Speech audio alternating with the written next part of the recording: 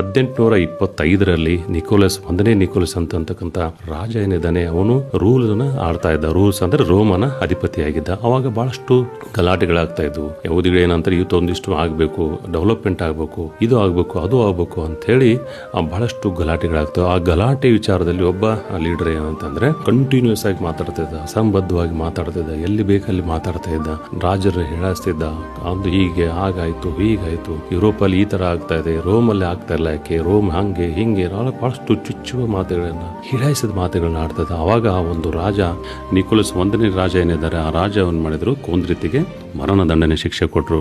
ದಯವಿಟ್ಟು ಬಂಧುಗಳೇ, ಈ ಒಂದು ಚಿತ್ರ ನಿಮ್ಮ ಮುಂದೆ ಬರಬೇಕು. ಇದನ್ನು ವಿಜುವಲೈಸ್ ಮಾಡ್ಕೊಳ್ಳಿ. ಯಾಕೆ ಅಂತಂದ್ರೆ ಯಾವ ತರ ಮಾತು ಮೃತ್ಯು ಆಗುತ್ತೆ ಅನ್ನೋದು ನಿಮ್ಗೆ ಹೇಳ್ತಾ ಇದ್ದೀನಿ. ಕೊಂದ್ರಿತಿ ಏನ್ ಮಾಡ್ತಾರೆ, ಅವನಿಗೆ ಕೊಂದ್ರಿತಿಗೆ ಶಿಕ್ಷೆ ಆಗತ್ತೆ.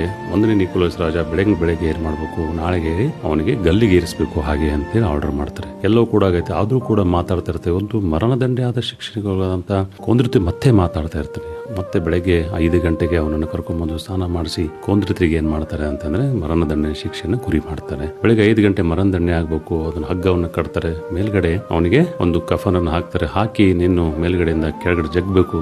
ಮರಣಶೆಯಲ್ಲಿದ್ದಾನೆ, ಮರಣ ದಂಡನೆ ಗುರಿ ಆಗ್ತಾ ಇದ್ದಾನೆ, ಇನ್ನೇನು ಮರಣ ದಂಡೆ ಕೊಡ್ಬೇಕು ಅನ್ನೋ ಹಗ್ಗವನ್ನೇನು ಜಾಕನ ಎಳಿತಾರೆ. ಆ ಹಗ್ಗ ಇಳಿದ ತಕ್ಷಣ ಕೆಳಗಡೆ ಇರ್ತಕ್ಕಂಥ ಪ್ಲಾಟ್ಫಾರ್ಮ್ ಓಪನ್ ಆಗುತ್ತೆ. ಓಪನ್ ಆಗಿ ಕೆಳಗಡೆ ಬಾಡಿ ಬರುತ್ತೆ. ಅವನ ಅದೃಷ್ಟ ಏನಂತಂದ್ರೆ, ಕೊಂದ್ರಿತಿ ಅದೃಷ್ಟ ಏನಂತಂದ್ರೆ, ಆ ಹಗ್ಗ ಕಟ್ಟಾಗಿ ಕೆಳಗಡೆ ಬಿದ್ದು ಬಿಡ್ತಾನೆ. ಸುಮಾರು 15-20 ಅಡಿಗಡೆ ಕೆಳಗಡೆ ಬಿದ್ದು ನೋಡ್ಕೋತಾನೆ, ಜೀವಂತ ಆಗಿರ್ತಾನೆ. ನನಗೆ ಮರಣ ದಂಡನೆ ಆಗ್ಲಿಲ್ಲ, ದೇವರೇ ಬದುಕಿಸಿ ಬಿಟ್ಟ ಅಂತ ಒಂದು ಕ್ಷಣ ಅಂತಾನೆ.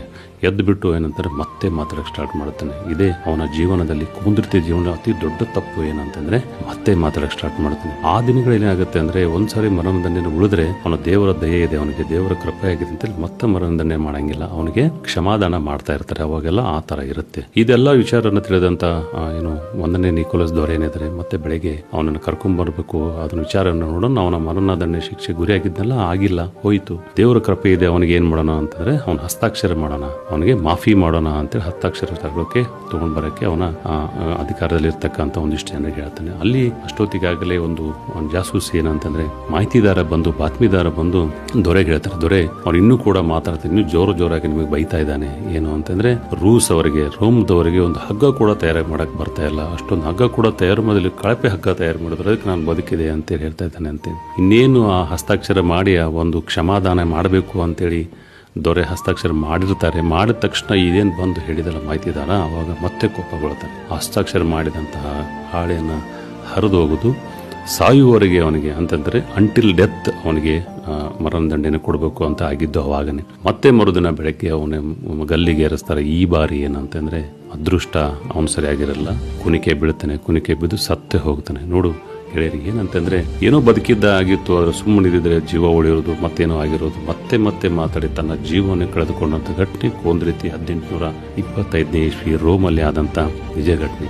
ನಾವು ಏನೇನು ಮಾತಾಡಬೇಕು ಅನ್ನೋದು ಬಹಳ ಇಷ್ಟ ಅಂತ. ಯಾಕೆಂದ್ರೆ ಒಮ್ಮೆ ಬಿಟ್ಟ ಬಾಣ ಆಡಿದ ಮಾತು ಮರಳಿ ಬರುವುದಿಲ್ಲ, ಹೂಡಿದ ಬಾಣ ಆಡಿದ ಮಾತು ಮರಳಿ ಬರೋದಿಲ್ಲ. ಹೀಗಾಗಿ ನಾವು ಏನೇನು ಮಾತಾಡಬೇಕು ಅನ್ನೋದು ಕೂಡ ಬಹಳ ಇಂಪಾರ್ಟೆಂಟ್ ಆಗಿರುವಂಥದ್ದು.